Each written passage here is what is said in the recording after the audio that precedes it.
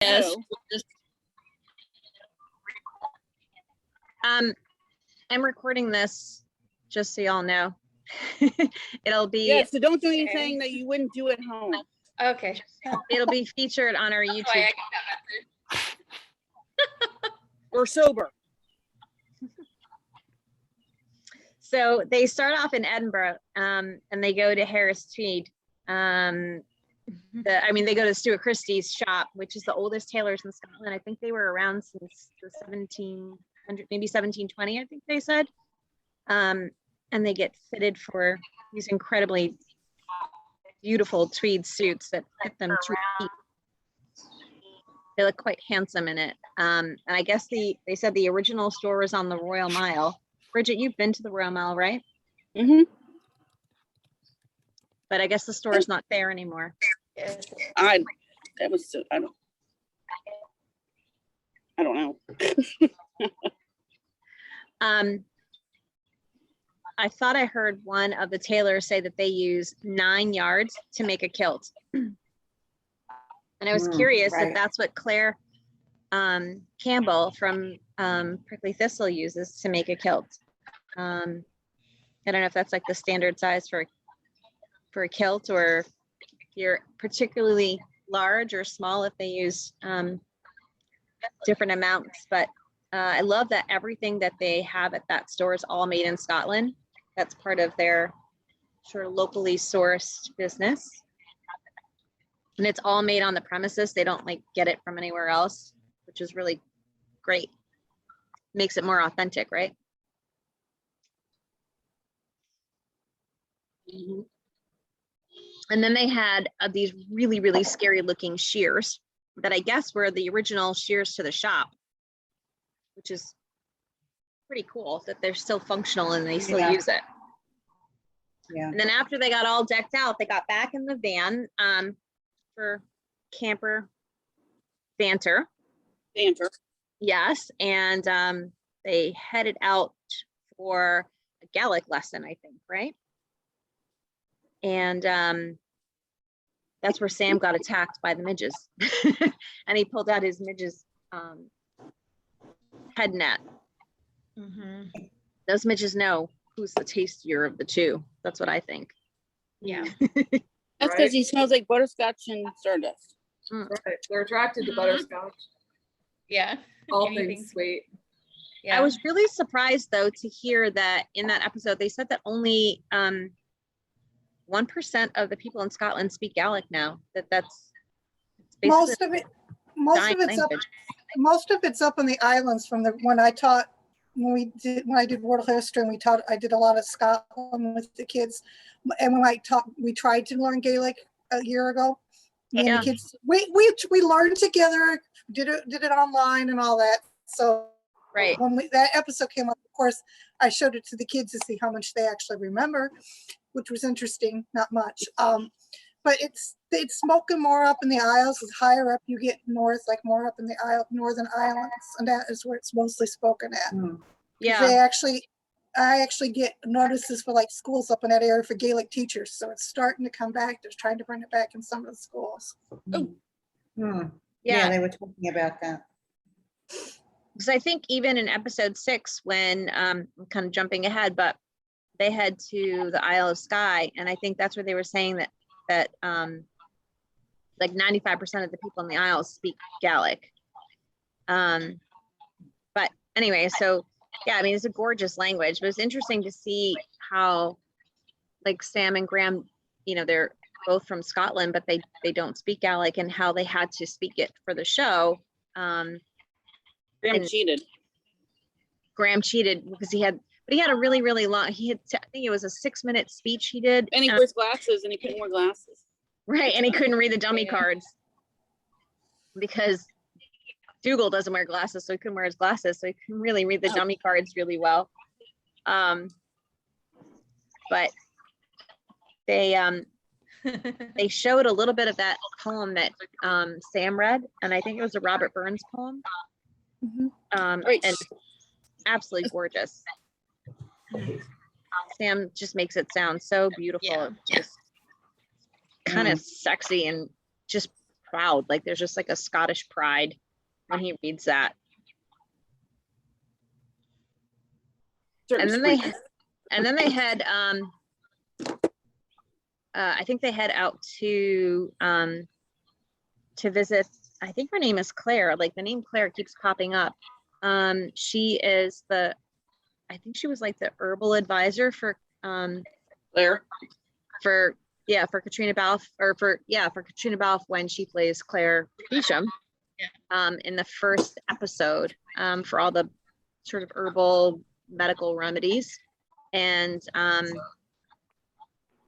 Sam and Graham kind of learn all about the herbs and what they're used for, which is really, really cool. I love to garden, so that was really fascinating for me to see like all the different herbal uses. But I guess one of the first things that she showed them was St. John's wort, which is used on Jamie Fraser to stop the bleeding in the very first, I think it was either the first episode or was the very first, no, I guess the first episode she relocated his dislocated shoulder, but it was one of the first herbs that were used on Jamie by Claire with St. John's wort. Yeah, that has many uses, St. John's wort. Yeah. I know a lot about herbs, but Do you? yeah, because I'm holistic, so I use a lot of herbs and stuff like that. But I don't grow anything. Right. But to And Sam- backtrack for a second, I'm sorry. When you Yeah. asked about the kilt, it says 4 or 5 yards today to make a kilt, and they Okay. said the pleats are very complex today. They have complex pleating today for the style of the kilt, and they use Right. 4 to 5 yards. It's interesting, I guess, because even Maybe like the on 9 the yards show, is that long tartan. Maybe the 9 yards is the tartan.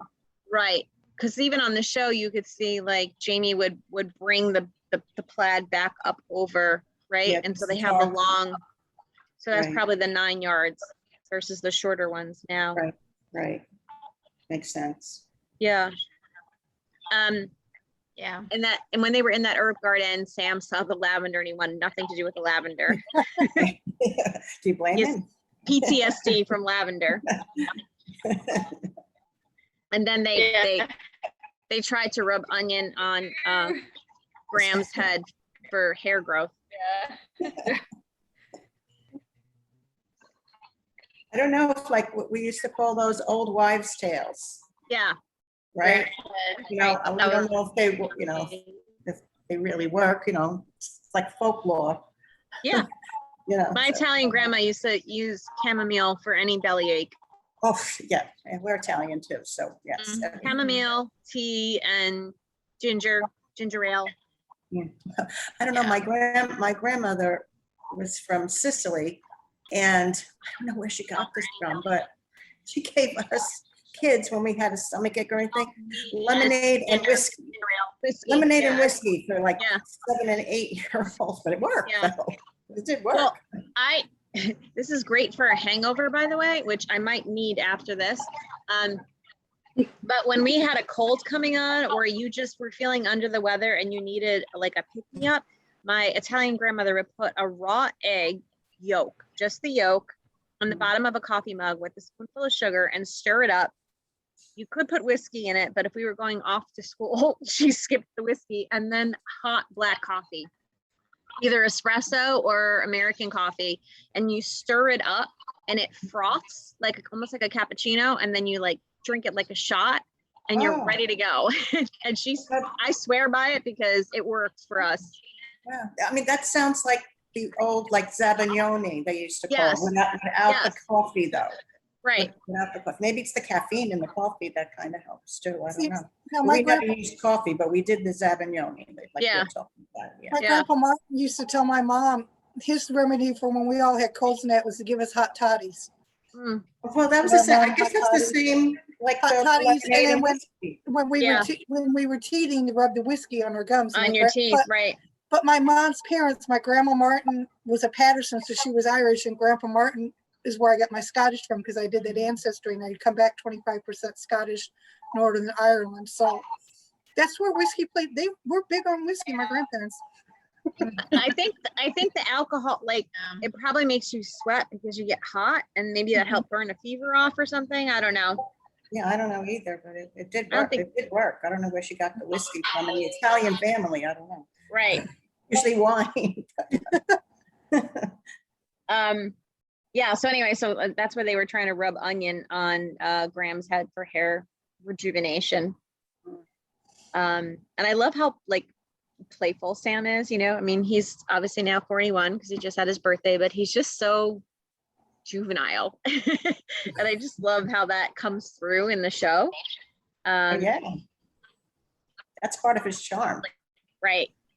And then they go basket weaving, which I guess is like Graham's his family, like I think the McTavishes, right? Didn't they say the McTavishes were like the original, his great grandfather or something like that was like a great basket weaver in Scotland. Oh, I didn't know. I heard Sam's uncle does that, right? Sam's family does that? Yes, yes. Yeah, Sam's uncle made the stag in season 4 when Roger And the cross. Mm, And the cross. Diana right. went to North Carolina, and then obviously the Fiery Cross in season 5, both made by his uncle, which are incredible, beautiful pieces of art that then they just Oh, burn. Yeah, Um, amazing. But I think in that episode, Graham said his great grandfather was a basket weaver, and I guess McTavish baskets Hmm. were a thing. I don't know. Maybe he was just. I don't know, I kind of missed that. I don't remember that, but Well, he did. probably right. Yeah, see, I didn't. Yeah. And I don't know if that's like really true, or if he was just saying that just to impress Sam, because they're always competing with one another. Oh, Sam Competitive, almost yeah. poked somebody's eye out too. That's true. It's a good point. Yes, he did almost poke someone's eye out. And I guess he didn't do as good of a job basket weaving as Graham did. Yeah, that's If right. you're gonna poke someone's eye out. Right. Right. But yeah, so they said that I think the 2 women that they met were Lisa and Anna. And I loved hearing Sam say my name. I hit rewind multiple times and you could just say it over and over again. But Lisa and Anna were the weavers, and they said that basket weaving is one of the oldest like human crafts ever done, and it preceded pottery, which is really cool from like an anthropological perspective. And then after that, they went to the Isle of Skye, which was absolutely gorgeous, and that's where this is my favorite part, because I have a border collie, and this is where they met up with the crofters who were herding the sheep with those That was fun. border collies who are amazing, and Sam in his wellies who tripped and fell. That was hysterical. I Right. loved it. I showed the episode to my class and they loved that part. We had to keep going back because they loved just watching Sam fall on his face. Another trying to cheat. wing. Oh my. He does that a lot. He fell in what was it, the first episode on the when they were getting the When they were The peat. getting the peat, right? peas. Mhm. Yeah. Yeah, They need to have bloopers. They really do. right. need to They do a whole- should. They A whole should. DVD Oh, of DVD, bloopers. yeah. Of outtakes, of Men in Kilt You- outtakes. Yes. You know there's 1,000 of them. Oh, there's enough for a 4-disc set, DVD set for all of us to have. Well, Absolutely. honestly, I think that's probably a lot of what I'm hoping that season 2 Men in Kilt will be, because they had so much deleted footage. Mhm. I'm Yeah, hoping they I agree. put out a DVD with deleted footage and bloopers, because Oh, I am I too, would because totally buy that.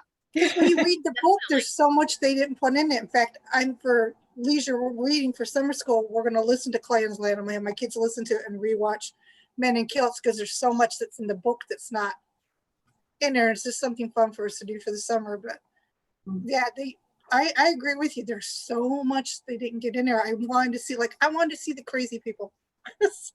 Yeah. Right. Right. I wanted to see him getting the RV stuff. I want to see that. Yeah. Did you see the It's little more video interesting. that Graham posted today? I was really kind of hoping to see Glenn and Delilah. That's what I'm talking about. Yeah. I think that's a metaphor for everybody. I know it is, but wouldn't it be funny if they actually were? We knew who they Well, were. We yeah, and I recognized them. I think Sam said in an interview that they just Glenn and Delilah are not their real names. He just named them that. But it'd Right. be funny if you could see them like from the rearview mirror and like the camper van like speeding away. Oh, I love to see the footage that they had where Duncan kind of just popped up places wherever they were. Everywhere. Yeah. Right, because they said that in Clanlands, but then it didn't even Mhm. make it into the show, right? Right. Yeah, I was hoping for that. Or when the RV got stuck and the marathon runners got ticked off. Right. I would love to see that. I know. I wanted to see that. Don't There's think probably that was some planned. issues with getting releases, that from the marathon runners to show Right. them on TV and stuff. But It's true, but at least the Duncan stuff, they could have put some of that in. Yeah. well, I'm hoping last weekend when Duncan was on Sky, Oh, that's true. Well, no, he bought some land there, according to I know, I saw that. because he was up there because he bought land. I love that for him. Oh yeah. Sorry, I'm just checking out for a minute. I gotta pick up my son. It's okay. Yeah, so I think they were saying the crofters that they met, they were saying that there are more sheep than there are people in Scotland. I don't know if that's true, but I thought that was kind of a Probably cool is one- statistics. Oh, yeah, they did say that. More sheep than people. Probably when you get up in the islands, there probably is more because I think that's where more of them are at when you get Right. farther north. And because I have a border collie, I just love like seeing them work. I obviously don't have sheep in my backyard, but my border collie is pretty amazing. She's so smart, and I don't do the right is away or turn to the right is away and left is come by. So I don't really do those signs. I don't train her that way, but she's so smart and so clever, and she's such a working dog. I mean, you could toss a frisbee to her for 24 hours a day and she thinks it's a job, and she just takes it so seriously. So funny to see her. She's really, really smart. I have another dog who's not a border collie, and just see the difference between the two is really interesting. But and then the shearing of the sheep was really cool to see that. I thought it was neat. They use the old-fashioned shears. They don't use the electronic ones. Yeah, I think he said that they do have them, but they use the old-fashioned ones, which is really cool. And it looks painful, like because he grabbed the sheep by its horns and flipped it upside down, but it weighs a lot. That wool is really, really heavy, and so to shear them actually lightens the load. I kind of wish someone would shear fat off my hips, but whatever, would lighten the load a little. And then they did they toasted at the tractor. That's their, how they end every episode, and that was such a great. I think they turned that one into a postcard for one of their promos, but I love seeing them at the tractor. And then they do their like the after credits where they're in the camper van and Sam's trying to pull the van out into traffic and he can't. And I think it's like a Cockney English accent that they go into, both of them, and it's pretty funny to hear Sam switch into that. I know he lived in London for a long time, and he doesn't really sound Scottish sometimes, but then when he's in Scotland, he does. But to see him sort of switch into this like Cockney accent was really funny. Anyway, so that was episode 5, which is all culture and tradition. Which were your out of the first 5 episodes, do you have a favorite? Does anyone have a favorite? Episode 1, 2, 3, 4, or 5? I like the superstition episode. Yeah. Why? Why, Allie? Why? I don't know. It had me rolling the entire time. I loved Sam torturing Graham all the way through. It was awesome. he does that in every episode though. So Yeah, but it seemed like more so in that episode up to, episode 5 and 6. I mean, he got more into torturing him, but I think up until that episode, Oh, we lost you. Can't hear your sound.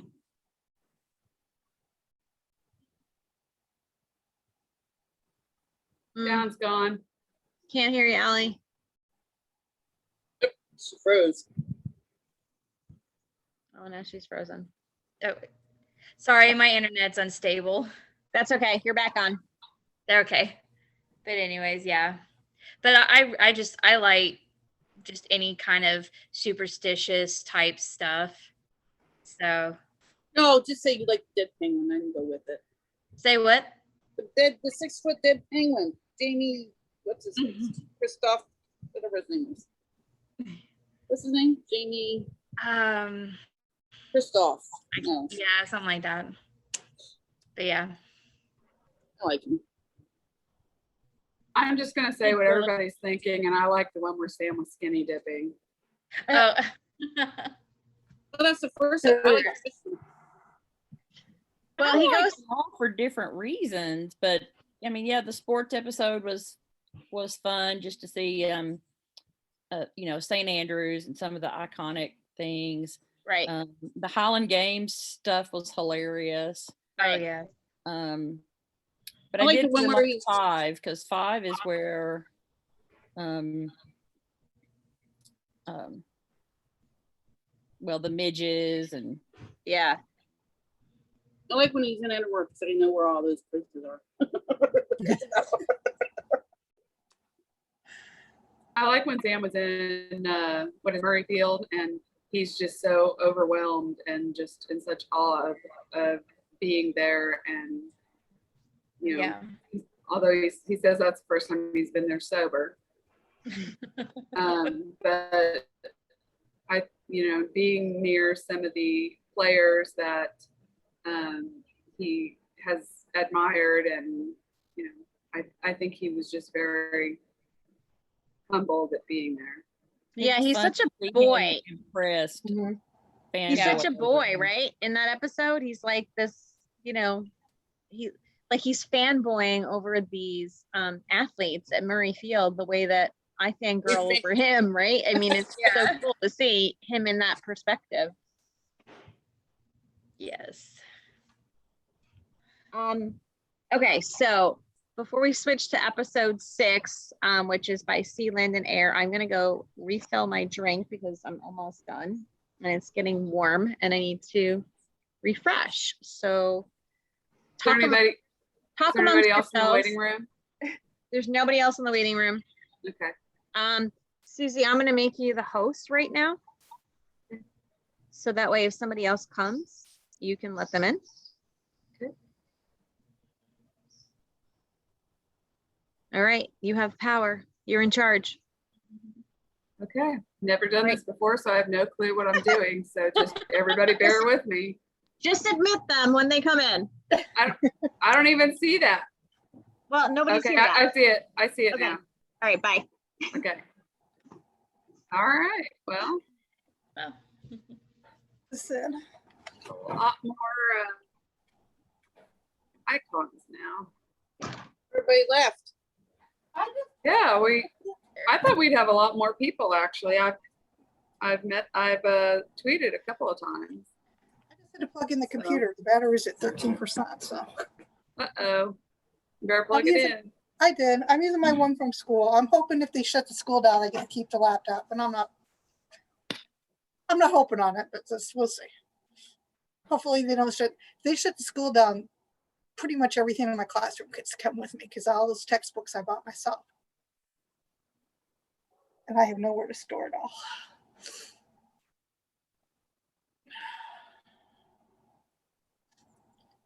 Hold on, I'm trying to check and see where the waiting room is. Alrighty, well, pull up the notes. I'm getting rid of that light behind me. Everybody refill their drinks or got their drinks? I'm just drinking water. Could have made a mocktail. I put out a mocktail recipe. I'm not a big cherry drinker, and I've had so much the last couple days going on with all 3 of my sons, and it's just been one of those weeks where I kind of wish I didn't have the week off from school. So I'm looking forward to going back. We only have summer school 4 days a week, but it's just, I actually went in Tuesday and spent all day making copies for the whole summer. So, and then I got called in yesterday to go help somebody that's subbing for summer school come up with a lesson plan. So it's not, I'm trying to keep my wits about me because I've got to get all this crap. Because when we take a week or so off from school, I bring home all my Outlander and my Men in Kilts stuff that I have that I keep up there, and my Scotland little flag thing. I have that, and I always bring it home. So I have to get all that together. And then the lovely picture I won from you guys of the be nice or be kind picture that you sent me, which I did get. I just have to take a picture and post it yet. That's going up to remind my students that they need to be kind to themselves and each other behind my desk. It's just been one of those weeks I just haven't had a chance to go do a lot of stuff because one son's been sick, one son's emotionally, the other one's been a pompous jerk, and then the work stuff, and it's just, what vacation? I couldn't go anywhere. We got somebody else coming in. We have Sarah coming in. Hi, Sarah. You're muted. You're muted. Hold on.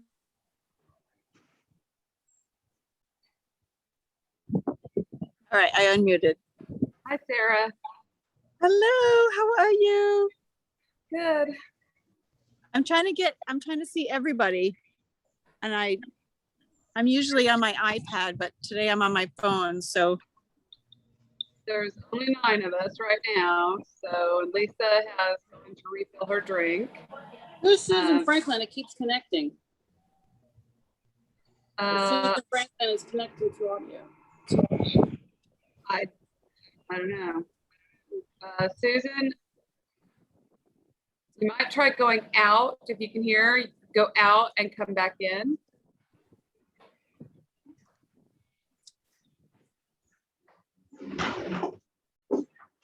It looks like Erica went out too.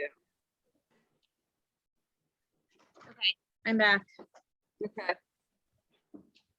We've got Sarah's joined us and Erica has left, and we're still waiting for Susan Franklin to try to get audio or video. Okay. Mm-hmm. Do you want me to send host back to you or just keep it? Say that again. You want me to send host back to you or you want me to keep it? No, you can keep it. Okay. I'm just getting caught up. There's 6 chat messages. So I'm just getting caught up on the chat messages. Oh, Deanna. I'm just kidding. Well, some of them are Erica when she was going on the cart. Yeah, I think she went out and she's going to try to come back in. Okay. I'm really surprised that we don't have there's a bunch of people who said they were coming, but they obviously aren't here. And Barbara Smith messaged and said that she just couldn't get to work. So anyway, let's start episode 6. Right. Sarah, we just got my done drink. with episode 5, so we're going to start with episode 6. Right. And I have a new drink for episode 6. I mean, same drink, just a refill. I'm going to need to refill soon. Oh my gosh. This was really quite good. I need a name for this drink. If anybody wants to come up with a name. Cherry juice, orange, fresh squeezed orange juice, orange rind, maraschino cherries, orange slices, and Sassenach whiskey, a splash of water, and some ice cubes. It's quite delicious. Sounds good. So next week, before we get into episode 6, next week, I think I'm on T Blast. We're going to have you guys pick a cocktail Mhm. And we will choose the one that we like the most, and that's the cocktail that we will use for episode 7. That's right. And we will do this again next week for episode 7, and the winning cocktail. So you guys think up a cocktail, and you can give it a Men In Kilts name, or whatever you want to call it, and we'll do it. Mhm. So Yeah, unless it has coconut, and then I'll modify. Yeah, Susie doesn't like So coconut. these two love it, so I'll just modify. If it has coconut. We're gonna Normally when kick we her out do of the our, club. what? We're gonna kick her out of the club. That's right. No coconut, no club. The club. Like no girls allowed. Normally when we do our Zoomcast, we review 2 episodes at a time, but we're going to do them weekly because we're already at episode 6. And so then there's just 2 more left to do, episode 7 and episode 8. So, and by the way, I was DMing with Paul Donnelly because he's such an awesome Outlander cast member, and he wanted to know more about the Ladies of the Ridge, and that he was surprised that we have a YouTube channel. So maybe he'll check us out. Cool. You should have sent the Zoom link to him. Awesome. Right? Well, I mean, it's on our T-Blast page. He could have found it, but I know, but you could have sent it to him personally. This is true. Next time, I didn't think about that. Yeah, have him join us. He's always a lot of fun. Yeah, he is. He is. Yeah. And just side note, he's still working on his, if you were at the Supernova Gala, then you know that he talked about In Your Corner, which is his charity, which fundraises for mental health and domestic violence. And he's opening up his own gym where he'll train people in self-defense. He does boxing lessons. He's been training Duncan LaCroix on boxing. I think he said he was training maybe David Berry too. I'm not really sure. I know Duncan for sure. Anyway, he's super, super nice guy. And everything, if you watch the Supernova Gala, everything that you saw in the gala, that's like legit how he is. He's just really, really great. We actually did a Zoom with him prior to the gala for, I don't know, we were on about an hour and a half with him. And he was just so genuine and funny, and just, it was really an awesome deal. And he's every bit as genuine as he portrays him to be. So, and he has become one of our biggest supporters, which is great. He is. Yeah. Yes, and by the way, some news from In Your Corner is coming out soon about something around a boxing match, maybe, or something along those lines. I don't want to give it away. I'll let Paul share that info. That's for his story to tell, not mine, but stay tuned for that. If you don't follow him, you should. He's super, super awesome. Anyways, back to Men in Kilts, right? Yep. Episode 6. By land, by sea, and by air. Not necessarily in that order. So they start actually by land first, because they started on the bicycles. I loved their wardrobe for this episode. This is where they wore the tweed pants. They had them tucked into their socks, and they had the boots, and they had those gorgeous like wool turtleneck sweaters and the hats, and they were cycling. I know Graham did a ton of biking, but anyway, so they were they started that episode where they were biking uphill, and then they got to the top and they were out of breath and probably super exaggerated just for dramatic effect, and they realized that they were on the wrong hill, or they went the wrong way, and they had to go back down the other way, which was really, really cool. But I loved how they showed the map of Scotland, and they kind of had it like organized between the Highlands, which is what everybody thinks of, the Lowlands, and then all the Isles, the islands. And they took a ferry across the Minch. And that's where Sam was talking about how he loves fairies and how he thinks they're romantic and kind of magical, which is such a cool like fact about him. I don't know. It just seems so, he's so like macho in so many ways. And like, that just seems so doesn't fit that profile, which I just love that fact about him. Yeah. It was real. It felt so real to me though. It's like, he was really Him. right. That's it. It was really him. It just wasn't, saying a line. It was just Right. really him coming through. He's Right. the McDreamy of Scotland. Yes. This is true. Lisa, do I need to press record again? No, it's So still I can- recording. It's still recording. Okay. 'Cause I just saw it down there. I'm sorry. No, I've it's never okay. been host before, so The pressure, the power. yeah, baby. So Sam continues to get dive bombed with midges because they were not bothering Graham. So clearly those midges know, who's the tastier of the two. But he gets dive bombed some more by midges. But anyway, so Sam tells Graham this story, which I love. This is like one of the things that I love about Scotland is like the sort of mystical folklore. And he tells him this story of the old hag called I think it was called the kayak in Gaelic, who traveled across Scotland. He's telling him this story when they're on the ferry headed to the Isle of, I think they're going to the Isle of Skye.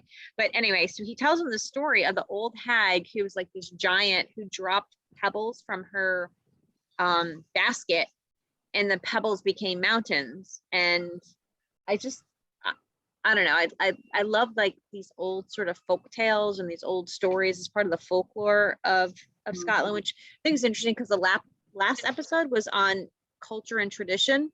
And I just think all of these old stories are part of their culture. But anyway, it made it into episode 6. And then once they got, so that was like on the ferry by sea. And once they got to land, they were headed to Loch Ness. So they were back in the van headed to Loch Ness, and then that's where they see Gary Lewis in a rowboat. Made a surprise appearance. And Gary said this line that I loved. And by the way, did you notice how different his accent is? I don't know if you noticed that. Like Gary Lewis's accent different, know right? Oh, yeah. Yes. It's more like the Highlands. Yeah. It's a thick brogue. Right. Yeah. And I guess I shouldn't be surprised by that because in the United States, we all have different accents depending on where you live. And I've been to Italy 3 times. My family's all from Italy. My parents were born in Italy. And when you go to different places in Italy, their dialects are different. Certainly Sicily has its own its own language in a way. But he sounds so like Gary Lewis's accent sounds so different. I guess I never really noticed, I guess on Outlander, because on Outlander he's playing a role, but like when he's himself, he sounds very different. But he said this line that I thought I really loved. And he said, the land owned them, not the people owned the land. And I just thought that was a really cool way to think about how humans interact with the land. And in Scotland, the land is so gorgeous and so beautiful. In the United States, sometimes we take that for granted because it's so developed. And there's just so much like natural beauty in Scotland. I don't know. I don't know if this is going to take it off of what we're talking about, but I think why I resonated with the whole Scotland and the Highlands and the clans is because it's very similar to the Native Americans, which is in my family as well. And it's the same thing, the same ideology where they don't own the land. Right. It's the land owns them, and it's the same thought. And I think that's why I used to cry every time I used to see everything about the Jacobites and everything, because it was like annihilated. I mean, even though Native Americans weren't annihilated, but it was almost to that point. So I kind of resonated with both cultures, Well, so in a way it was, though, Anne-Marie, I think you're absolutely right. In the United States, I mean, their culture was, in some senses, the land was taken from them by by British colonists who colonized the Right. United States. Mhm. And in many cases, there's genocide in the United States, in Canada, where there are a lot of Native Americans that crossed the border and gone into Canada. There are Right. genocides. Women were sterilized so that they wouldn't continue to produce more Native Americans.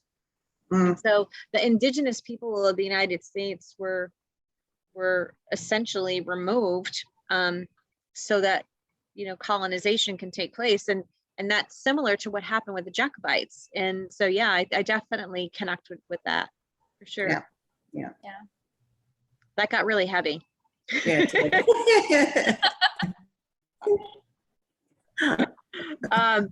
So to lighten it, I love how It was good conversation, though. they were on the boat. Sam and Gary were rowing, and Graham's just, being a diva and just sitting there as a passenger while Gary and Sam are doing all the work. And they're talking about stroking, and Sam's like, stroke who? Line, I would say. That mine's always in the gutter. Mine went straight there when he said that. Well, yeah, he kind of led us there. Yeah. Kind I'm of trying to reminded keep it relatively clean since this is recorded and it's going on a YouTube channel, but Right. my mind went to the gutter. Mine went to the gutter, and I think remember that's that where- remember that Billy Squires song that came out in the 80s when I was in high school when he said that line. Yeah, I just went, as soon as he said that line, my mind just went to the chorus of that song. Yeah, so then they get out of the rowboat, and then they're back in the camper van, and Graham asks Sam to, if you could compare Scotland to a person, if you could personify Scotland, and they started saying it's a little wild and a little unkept and long hair and really passionate, wet around the edges, rugged and coarse. Then Sam's like, it's you, Graham. He's like, it's you. I loved loved Graham's giggle when he was, doing the stroke, and Right. Sam said that, and Graham giggles like, of course he went there. Right, exactly. It's like, I can only imagine I should have known. the I shouldn't have stuff said that it. happens behind the scenes that we will maybe never see. I hope we do. Probably won't see, but I imagine the innuendos and the they're like two little boys when they're Right. together, and I'm sure it's just hysterical. And to be I would love to be a fly on the wall when they're together, because